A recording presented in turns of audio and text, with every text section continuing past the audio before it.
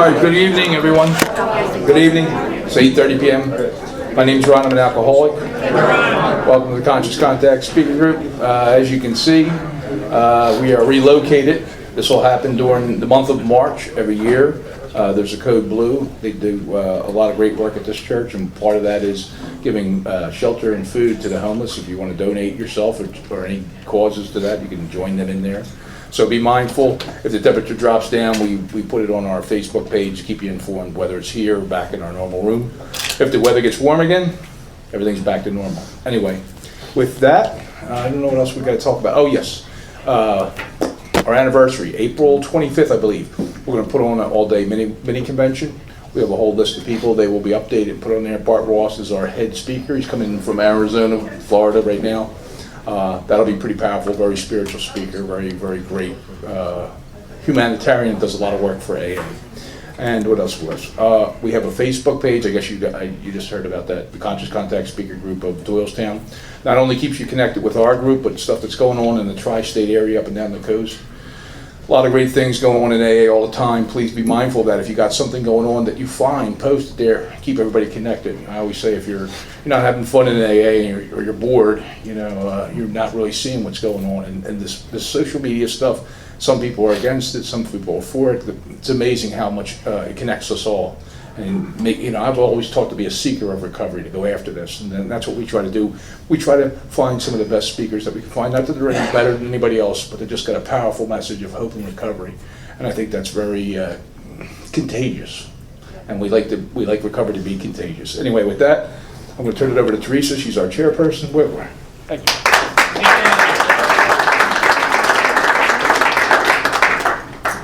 Good evening, everyone. Welcome to the Conscious Contact Speaker Group of Alcoholics Anonymous. My name is Teresa, and I'm an alcoholic. Hi, Teresa. This is a 1-hour speaker meeting that meets every Saturday evening right here at St. Paul's Lutheran Church, 301 North Main Street at 8:30 p.m. in Doylestown. The business meeting for this group meets every Saturday at 7 p.m. to 7:30 p.m. right here. The purpose of the group is to provide a consistent message of hope and recovery through God reliance and service to others through the practice and teaching of the 12 steps. We record all speakers that others may benefit from their message of recovery. If you wish not to be recorded, simply ask. This is an open meeting of Alcoholics Anonymous. The group would like to welcome everyone, especially newcomers. Is there anyone new or from out of town who would like to introduce themselves with their first name? I'm an alcoholic. I'm Megan, an alcoholic. Hi, background alcoholic.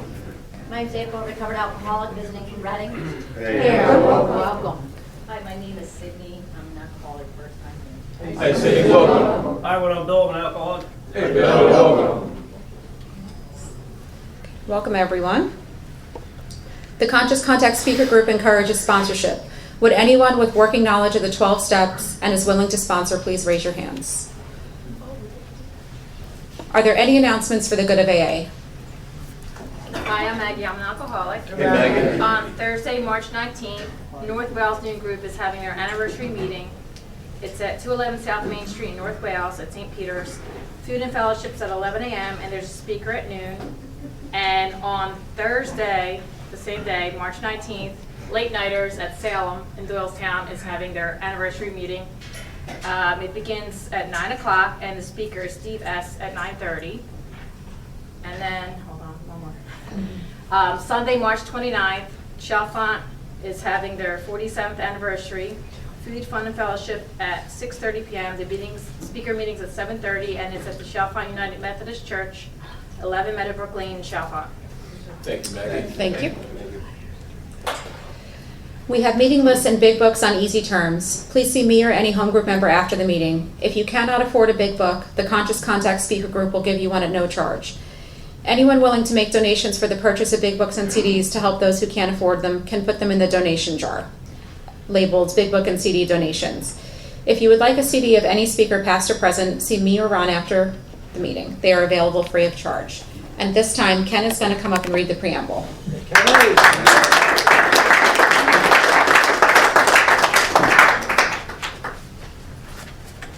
Hi everyone, my name is Ken and I am an alcoholic. Hi, Ken.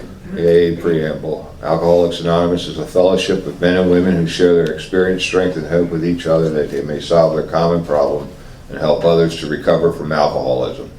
The only requirement for membership is a desire to stop drinking. There are no dues or fees for AA membership. We are self-supporting through our own contributions. AA is not allied with any sect, denomination, politics, organization, or institution. Does not wish to engage in any controversy, neither endorses nor opposes any causes. Our primary purpose is to stay sober and to help another alcoholic to achieve sobriety. And then I'd like to introduce Frank up for the 12 steps.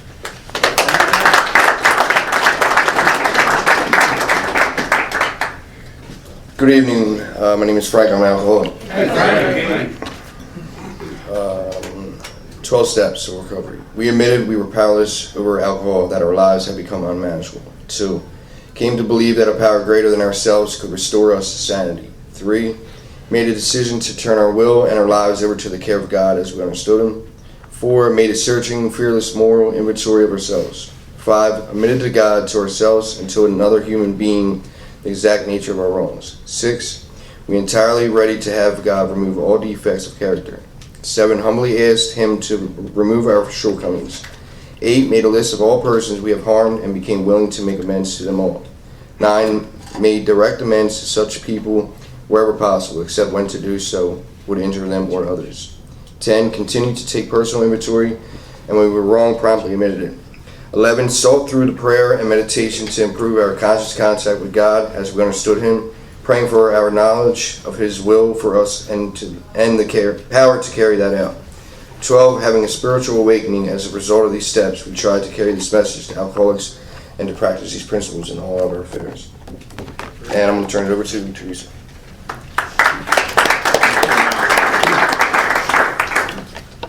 Our seventh tradition: every AA group ought to be fully self-supporting, declining outside contributions. At this time, I would like to pass the baskets. We have no dues or fees, but we have expenses. This group provides many services. Your donations cover rent, big books, CDs, events, and workshops. A reminder that there is absolutely no smoking on the church property. Please take a moment to silence all cell phones and limit movement during the meeting to avoid distractions. At this time, I would like to welcome a very good friend to the Conscious Contact Speaker Group, Gillian from the Miracle Group.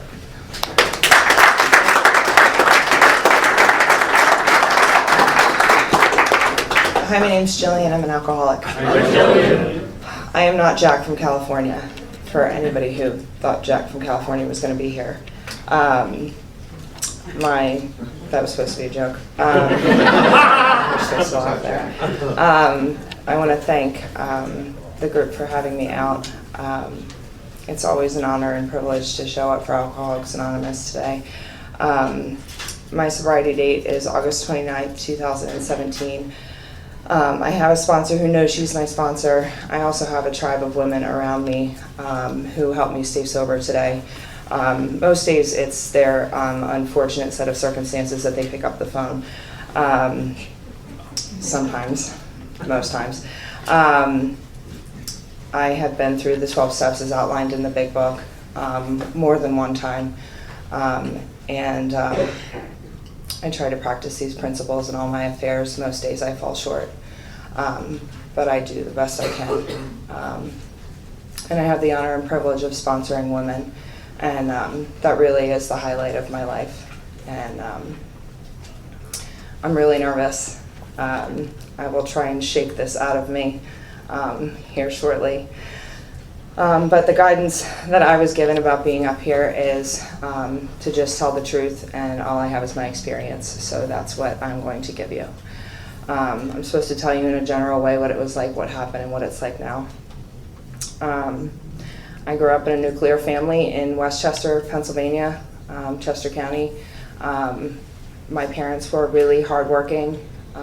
We grew up in the smallest house on the nicest street that my parents didn't own. My parents were musicians. They had 9 to 5s during the week, and there were bands playing in our basement all the time. So I had a little bit of a colorful childhood where they would pack us in the car and take us down to the shore because they had gigs, and we would be upstairs. My little brother and I would be upstairs while they were performing downstairs, and I would watch my little brother. I would babysit him. That was probably resentment number one, that I had to babysit my little brother on the weekends. My family likes to describe me as not only being an alcoholic, but also someone that suffers from a disease called look at me. And most of the people in my life would continue to describe me as someone who just suffers from the disease called look at me. I started dancing on a stage in a tutu, not on a pole. Joke number 2, laugh. When I was 3 years old. And I fell in love with dancing. I continued to do it for the next 20 years of my life. And I also then, as I continued into my adolescence, played 2 instruments, was on the student council, was in chorus, sang the national anthem at basketball games, was in student council, was on the dance team, did the morning announcements, sang the national anthem at basketball games. I think you're getting the picture here. It was really like, put me on a stage, put me in a tutu, tell me I'm pretty, tell me I'm smart. I never really saw anything wrong with that, except I really liked attention. And I didn't really lack any kind of love at home. I'm not one of those stories where I had a dysfunctional childhood. I can't tell you that that's why I became an alcoholic. What I can tell you is that my mother was a hard drinker. I will not identify her as an alcoholic because she does not identify herself as an alcoholic. But I saw drinking as fun and exciting because I would watch my mom and her friends get drunk in our living room and put on my ballet costumes and hump each other, and it was fun and it was funny, and I thought that's what drinking was about, and I couldn't wait to do it. You know how they tell people when you're going to get up to speak to, like, imagine everybody naked? That's kind of how I felt when I went to school. Like, I felt I was naked when I walked into the room. I felt like everybody was talking about me. And when I took my first drink, that went away from me. I was 16 when I took my first drink. My mom's best friend, one of the people that would put on my dance costumes in the living room, she got me into a bar. I was 16. I was very underdeveloped because I was a ballet dancer, and I was scrawny, and I had tortoiseshell glasses and frizzy hair, and this isn't frizz. I had braces, and I don't know how she got me into a bar, but she did.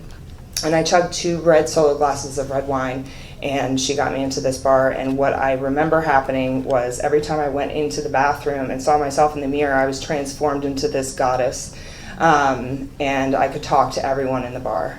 And that was something that had not happened for me when I was in school. I always had, my friend Dave describes this committee that is in his head all the time. And that committee is something that on any given day, if I'm in not fit spiritual condition, runs around in my head all the time. What am I going to say to this person? What comeback do I have? And that was like my entire childhood. Really my entire life, if we're being honest. And that went away when I put a drink in me.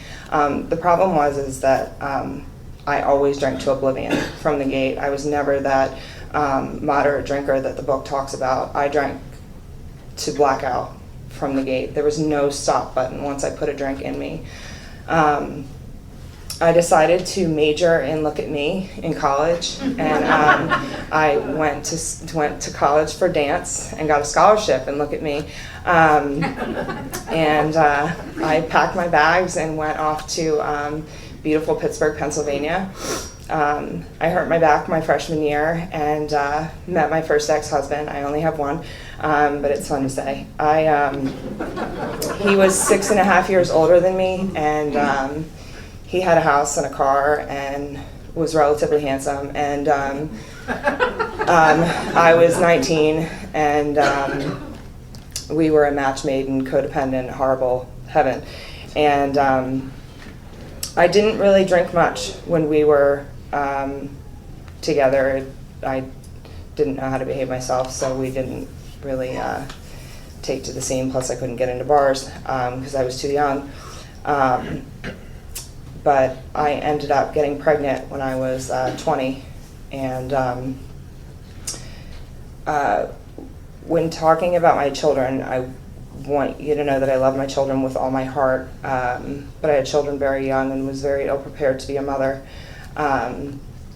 I got pregnant with my son when I was 20. I had him when I was 21, and I played happy housewife. I was a chameleon. We lived next to his mother and father in conservative, Catholic, old school Pittsburgh. He was the youngest of 5. I had no family around me, and that's how I was taught how to be a mom. And we got married 7 months later. I went through my sacraments 9 months pregnant at St. Paul's Cathedral in Pittsburgh. That was a sight. And 9 months after that, I got pregnant with my daughter. And I felt completely trapped. And when my son was 2.5, my daughter was 6 months old, I left my ex-husband and I took my kids. And he would have the kids on the weekends and I would have them during the week. And the minute he picked up those kids, I went to the bar because it was time to like reclaim my youth. And it was time to party because now I was legal. And I don't know where I really crossed that line into like the real alcoholic where I couldn't stop anymore. All I know is I don't remember any of those weekends. I was waitressing at the time and attempting to go back to school. But the weekends got longer and I made some really choice decisions like dating a married man and then taking a staycation in a psych ward. And I didn't have 2 legs to stand on when he asked for custody of my children 7 months later. And when I got sober for the first time and started to try to get custody of my kids back, I didn't even remember that I had given him primary physical custody of my children. I thought that I still had joint custody of my kids. Selfish and self-centered to the core. I had no idea. Drinking had become the most important thing in my life. I didn't even know. I really didn't even know. And when he got custody of the kids, I made half-hearted attempts to be a mom.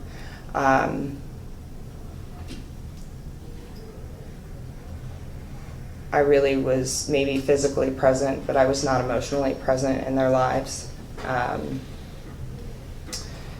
I had a friend, my drinking really escalated very, very quickly, and I had a friend that told me, please excuse my language when I say this, but this is what she said. She said, "You're a sloppy drunk and a whore, and I don't want to be your friend anymore." So I went to my first AA meeting.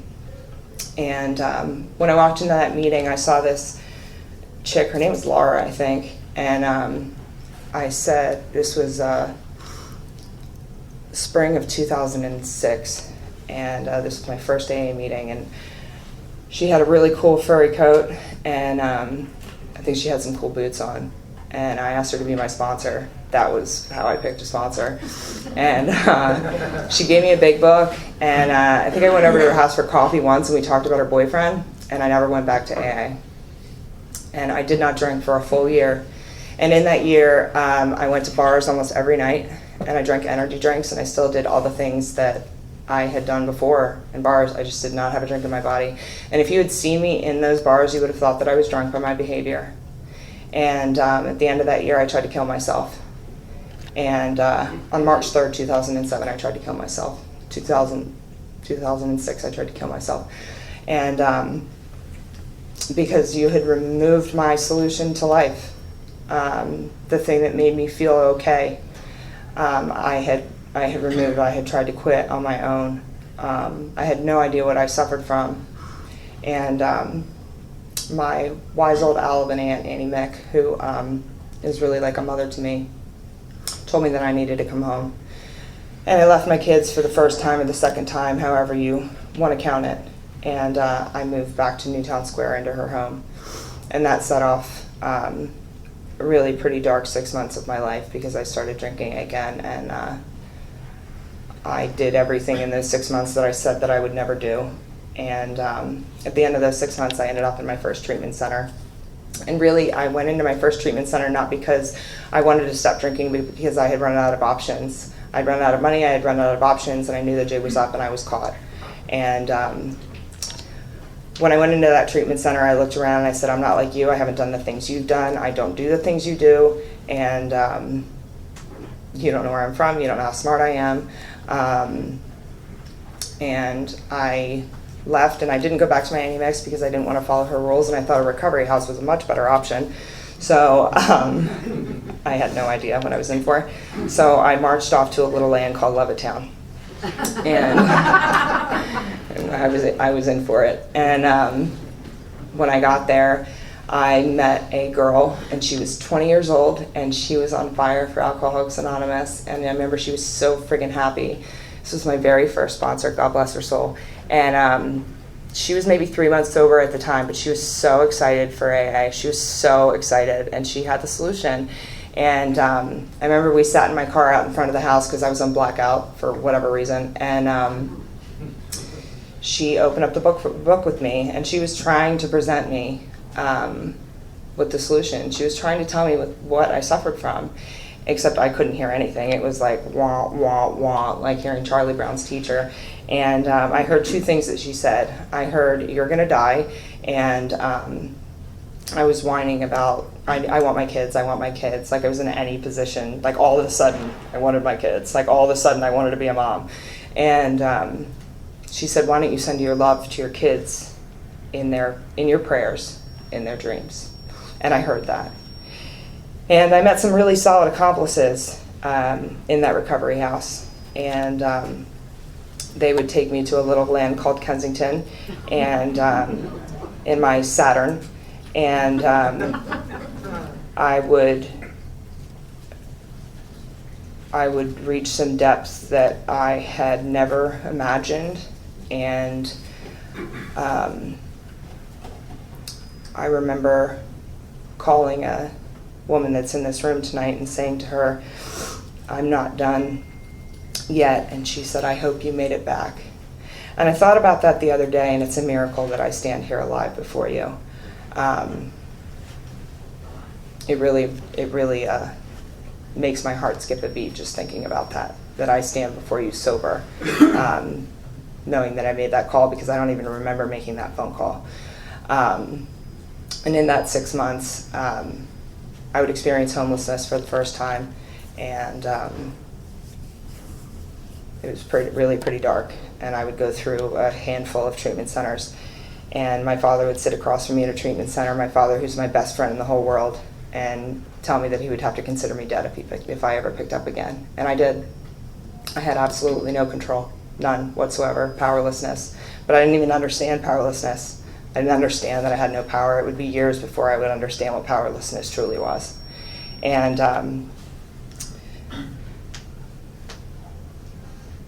I gave my car away, and I stood outside of the Oxford Valley Mall. And I had called my Annie Mick, and I said, Annie Mick, I screwed up again. She said, Gillian, I love you more than you'll ever understand, but you're going to have to get yourself out of this one. And I looked up to the sky, and I said, dear God, please help me. And it was the first time I had ever asked God for help. And I called that girl who I had called in the motel room. And I had met her at a meeting, and she was wearing another gnarly coat. I had a thing for coats. And I don't know what it was. I never had a coat like that. And there was something about, she had spoken at a meeting, and there was something about her. I don't know what it was, but there was something about her, and she would be the first person to take me through the steps. She would be the first person that would show me what the solution was. And I would do as honest a four-step as I could at that time. And then I met a guy. At 11 days sober, and my pickup line was 11 days sober, still think I'm cute. And it worked. And we fell in love. And I loved him so much, and he loved me so much. And I would stay sober, and I would go through the rest of my steps, and I would sponsor other women, and I would get in service, and I would experience some real magic in this program. And he would not stay sober, and I would make him my higher power, and I would pick him up every time he fell, and I wouldn't let him go to a recovery house. And I would bring him home, and I would dust him off, and I would do everything in my power to keep that man sober, and he would not. And when I was 90 days sober, I went to see my kids for the first time in a year. And I remember driving on the Pennsylvania Turnpike back to Pittsburgh thinking, what am I going to say to these kids? I haven't seen them in a year, and they were 5 and 7 at the time. And John Mayer, Say What You Need to Say, came on the radio, and I burst into tears. And when I got to them, my daughter ran from me, and my son came to me. And I started talking to my son, and I said, buddy, do you ever dream? And he said, yeah. And I said, what do you dream about, buddy? And he said, you, Mommy.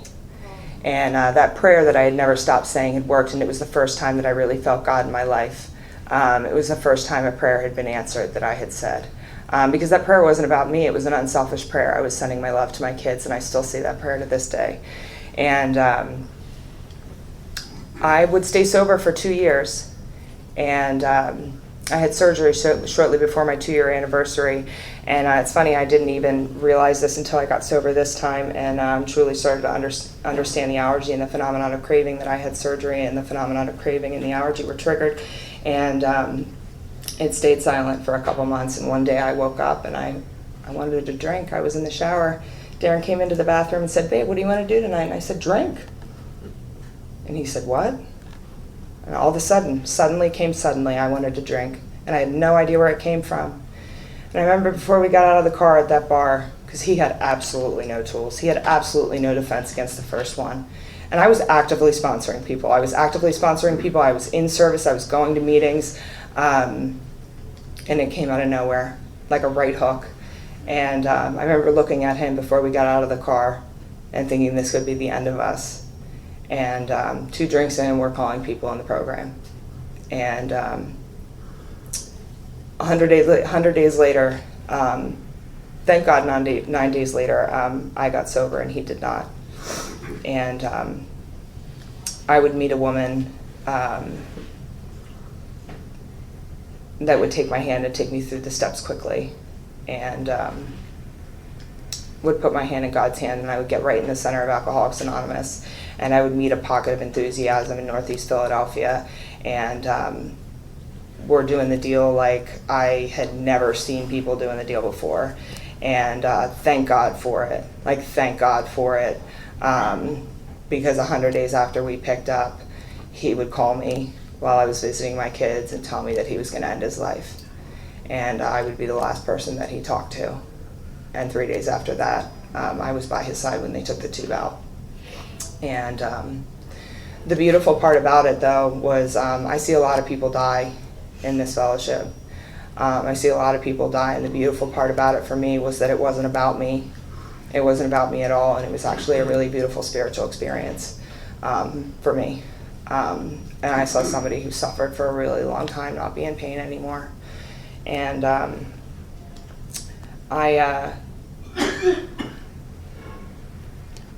months after he died, I decided to move back to Pittsburgh to try to be a mother to my kids. And when I moved back, I tried to create the fellowship that I craved, and we had Acts of Recovery in Pittsburgh, and I was not very diligent when I moved back, and I had some health problems, and I got a shot of morphine at the hospital, and there you are again, phenomenon of craving, allergy, triggered again. And that would be the next 4.5 years, and I didn't even know I wasn't sober until I wasn't sober anymore, and it would be a really long time before I would pick up that drink. And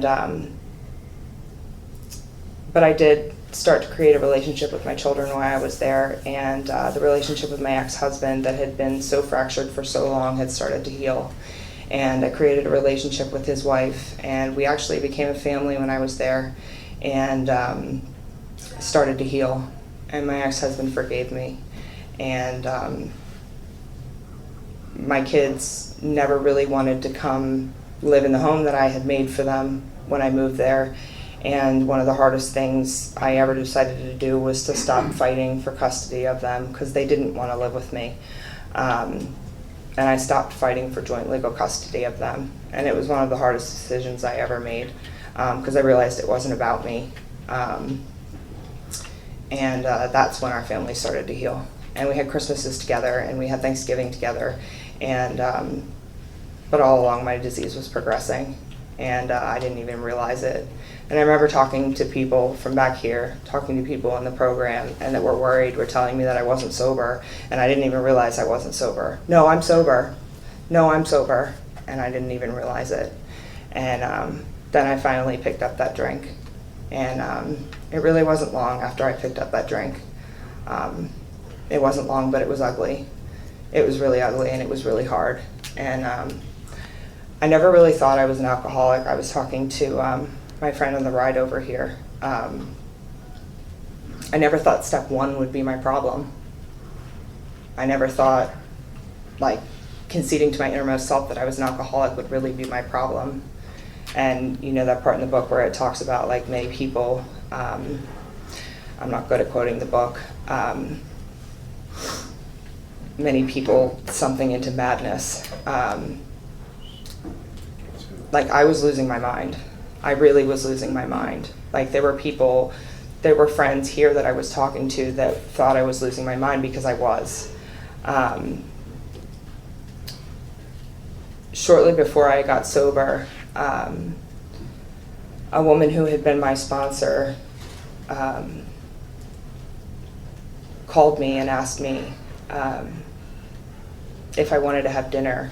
And she had been a woman that had been by my side when Darren had died, and she had actually showed up to the scene when he had died. And it was very close to the anniversary of his death. And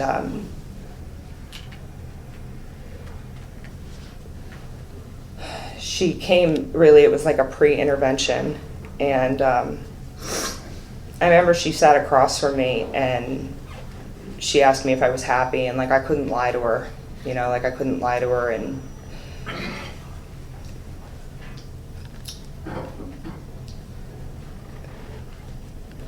"15 days later, she showed up on my doorstep, and I was drinking every day. I was drinking all day. I had totaled my car. I was living in pretty much in a bando with curtains on the walls and holes in the floors and 2 cats, and in a room with a litter box in the room, and in absolute filth. I had lost my job again, and I couldn't stop drinking. Like, I had decided that I was just going to, like, the part where it says accept spiritual help or go, like, accept an alcoholic death. Like, I had consciously accepted an alcoholic death. Like, I'm just going to die an alcoholic death. And she showed up at my apartment, she showed up at my bartender's house on August 23rd, 2017, and said, do you want help, yes or no? And I don't even know why I said yes, but I did. And she drove from Ventnor, New Jersey to Pittsburgh, Pennsylvania in one day on a whim that I might say yes. So I firmly believe in the 12-step and just showing up.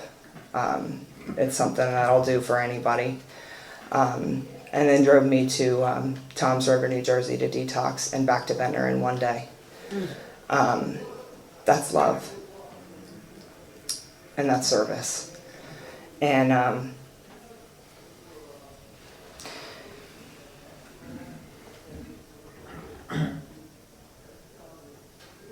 I hallucinated for the first time in detox, and that's when I was convinced that I was really an alcoholic. When I saw mice running around on the floor. She started, when I got to the recovery house, she started taking me through the steps immediately, and by this time I was convinced that I was a real deal alcoholic. And I always believed in God. I just didn't know if God would forgive me for the things that I had done this time. I didn't know if God would forgive me for leaving my children again. When I left, she told me I would be gone for 5 days, and that's how she got me out of Pittsburgh. Just 5 days. I said, promise, just 5 days. It's been 2.5 years. And joke was on me. We did a third step, and I meant it, but it certainly took a lot longer for me to really turn my will over. A really long time. I meant it, but it was messy. I remember when I first went to my first hour speaker meeting, and I would see like the speaker tapes, and they would have like the names on them, right? And it says like, I remember my favorite one was board the prisoner, person's in the room. It said board the prisoner, and then another one said like new pair of glasses. And I always thought mine would have like some like really cool thing on it. And now I think mine would be like, don't do what she did. Really bad ideas. Beware. Things not to do. But when I did my fourth step, I was so broken. Like I was just so broken. And I was in an IOP program, and I remember everybody, it was like a commercial IOP program, so everybody was like really entitled and didn't really want to be there. And I got like really mad at everybody all the time. Like I would yell at them. I was like, my last detox, like people were licking the walls, like you guys don't even know how good you got it.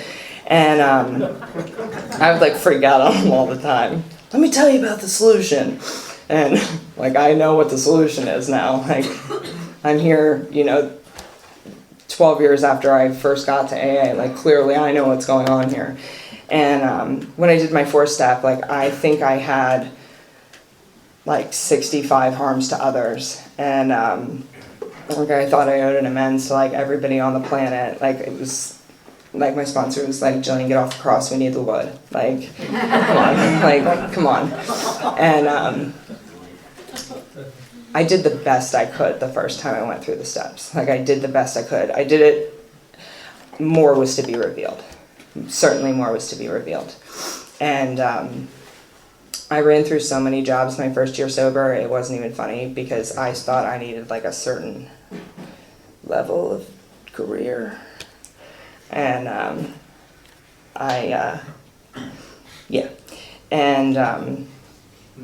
I did some really grimy stuff my first year sober, like if we're being honest, and I'm lucky that I didn't drink. And I started working at a salon, and I was managing the salon, and the owner stopped paying me. So I took a whole bunch of products to pay myself.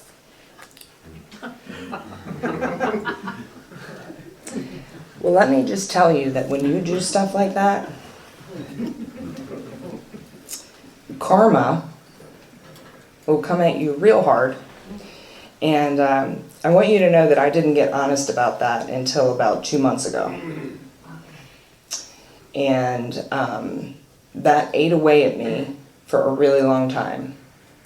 And I thought I was justified in doing that because she didn't pay me. And then I had this lurking notion that if someone found out about me, like I've built a pretty decent reputation for myself by how hard I've worked lately. And I thought if someone finds out about this, my car got totaled recently. And I thought immediately when my car got totaled, I thought, that's the karma. That's it. It was like ding, ding, ding, ding, ding. That's the karma. And I went, I know I got to put money out for this car, but that's the amends I need to make.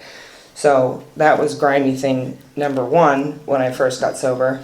And then I also like to play with other people's toys. And we'll just leave that at that. But I also had a real problem with food and men. And I don't know if anybody can relate to that.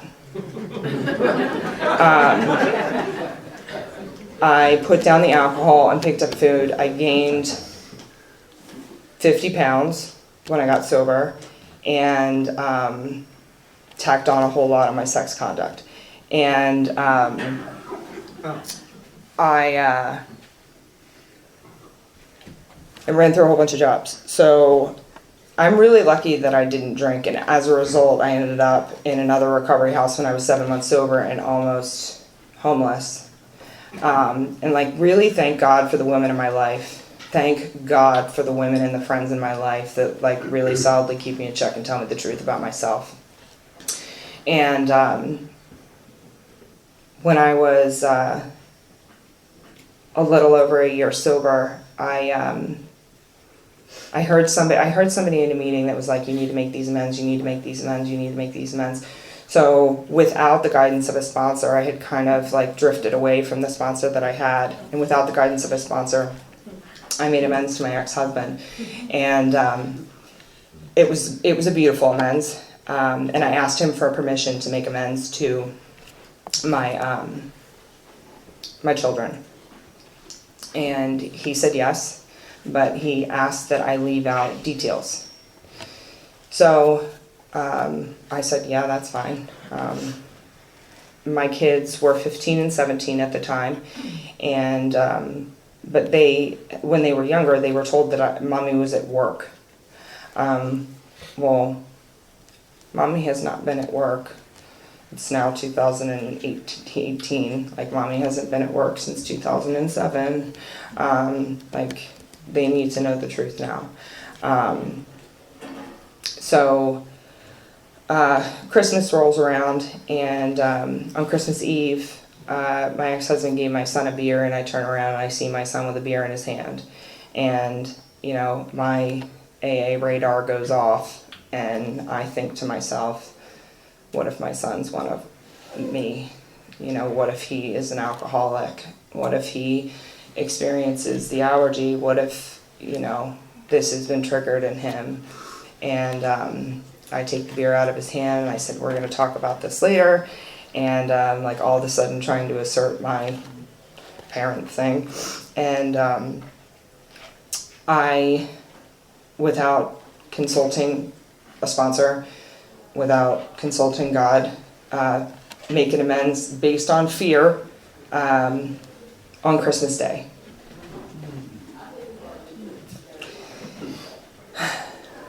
Now, I've had a whole lot of time to reflect on this. A whole lot of time. And I've talked to many people about this. I made amends to my children for not being the mother that they deserved. I told them where I had been their whole life. I told them why I had been present. I told them that once I put a drink in my body, I could not stop. I told them that there was a chance that they might be like me. I told them that they had every right in the world to be angry with me. And I told them that I never stopped loving them.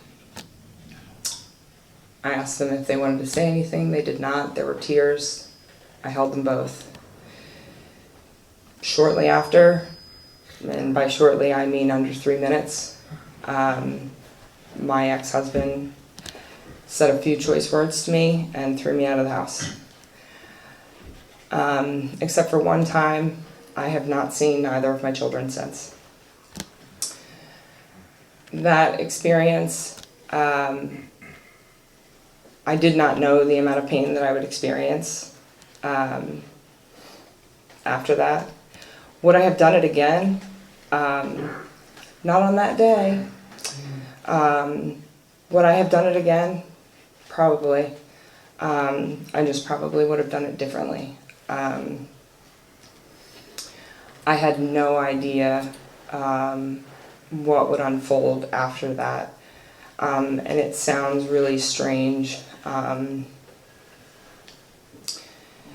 to say, but I had no idea the beauty that would unfold as a result. I'm not one to get choked up at the podium. My life, as a result of that experience, has been transformed. That is what brought me to my knees.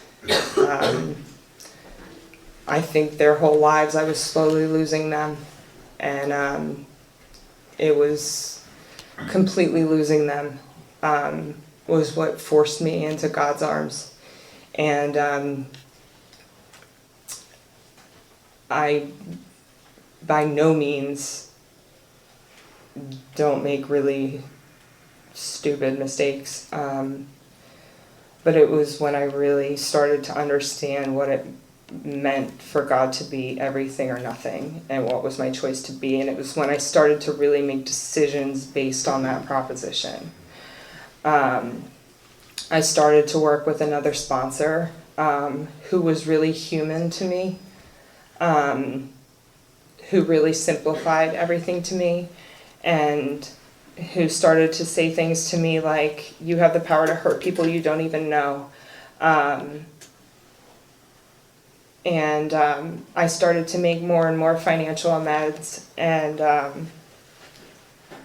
started to be really careful of the things that I said, and I started to get into more service than I had ever gotten into before, and that really changed my sobriety greatly.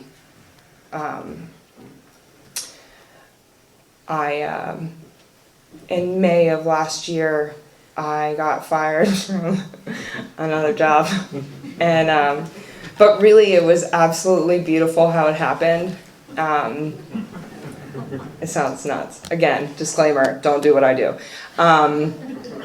It was really beautiful how it happened, and I truly believe that God used my defects to get me out of a situation that I wasn't supposed to be in. I mouthed off to a boss and via text, and she said this wasn't working out, and I didn't respond. I think she expected me to freak out, and I didn't respond. I just didn't say anything, and I finished the week there, and God placed me, I'm a hairstylist, God placed me in a salon that's the best place I've ever worked in my life. And my job, my boss, is one of my best friends. And I fell in love with her. No homo, please don't take offense to that. Anyone, please don't. I've been a dancer and a hairstylist my whole life. Don't anyone go there. But she is, like, I love her.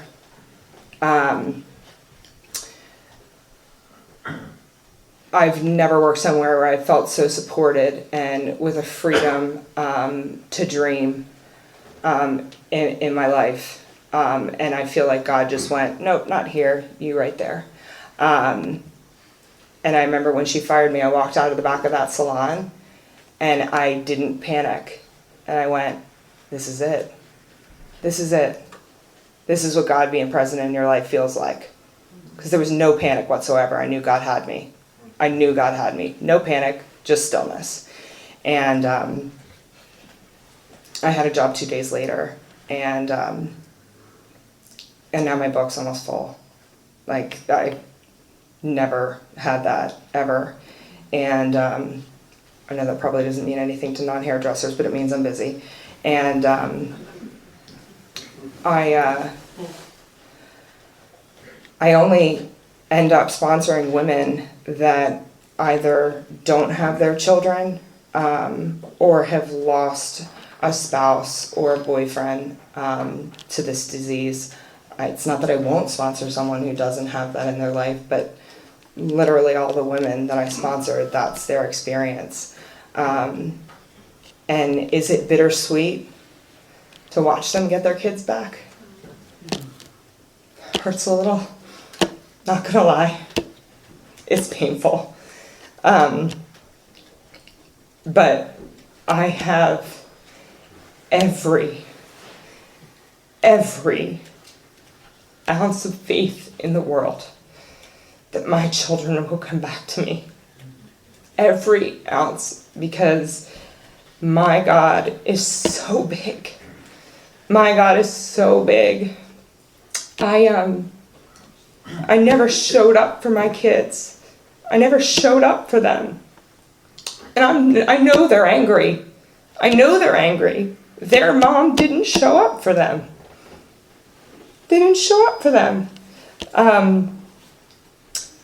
In October, I realized that my son, being a senior, might never play football again.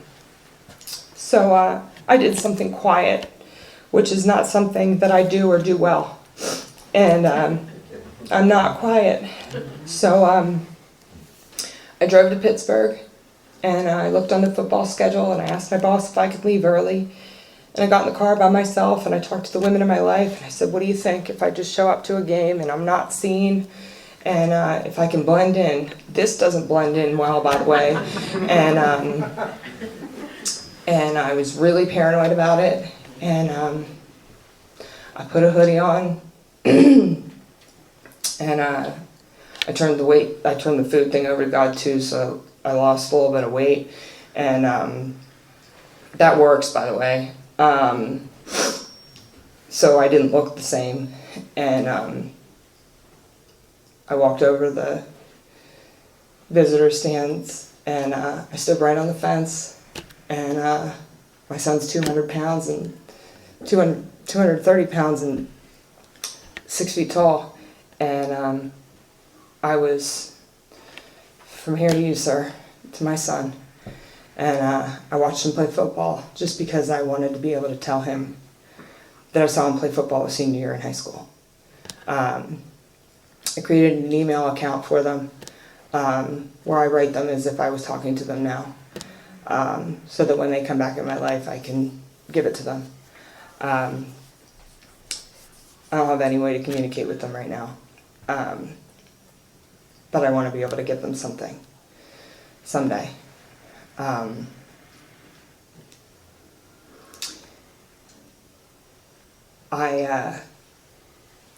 never had a dream when I got sober. My biggest dream was to not want to die, or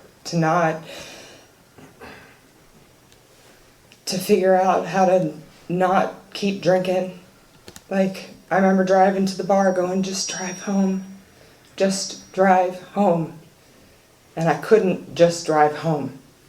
Or beating on the bar, going, how did this happen again? How did this happen again? Spending all my money going, just give me another one. Just give me one more, please. I just need one more. And March 10th, which is 13 years almost to the day after I called my aunt because I had given my car away at the Oxford Valley Mall. I'll audition for one of the world's biggest color companies to be an educator. Like, I just wanted to stop drinking, and I'm chasing my dreams. Like, I really just wanted to stop drinking. And I never thought when I went to my first meeting that I would stand up here and say that I didn't get my kids back. But I believe that it is my responsibility to stand up here and say it. Because it says in our book, family or no family, job or no job. And I am happy. I am at peace. And I live a blessed life. Anyone in this room that knows me outside of this room knows that is the truth. I am happy. I am at peace. I am blessed. If you are new, please just go all in. Don't be me.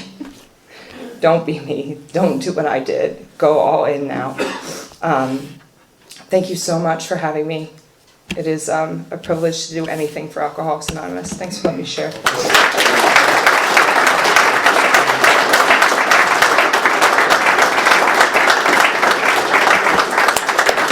Thank you, Gillian. That's a powerful message. We have a, what you call it? It's customary. That's it. It's customary for us to form a line. Thank our speakers formally. They come here at their own time and expense. Next week, we're supposed to have Paul McHugh from Ireland. That's probably one of my top 10 speakers that I love. Hopefully, he had ear surgery and he had to reschedule, so don't miss that. We don't know which room we're going to be in, this one or the next one. Anyway, if we need some help cleaning this stuff up, we got to put all these chairs on those racks. They're around the corner. If you want to be of service, hang out with us. We'll probably head over to Perkins afterwards, right? Talk about everybody? No. Half off appetizers. Half off appetizers. If you can't afford to come, we'll treat you. We got a nice way of closing if you're here to join us. Stand where you're at. Yeah, stand where you're at because we can't circle this up.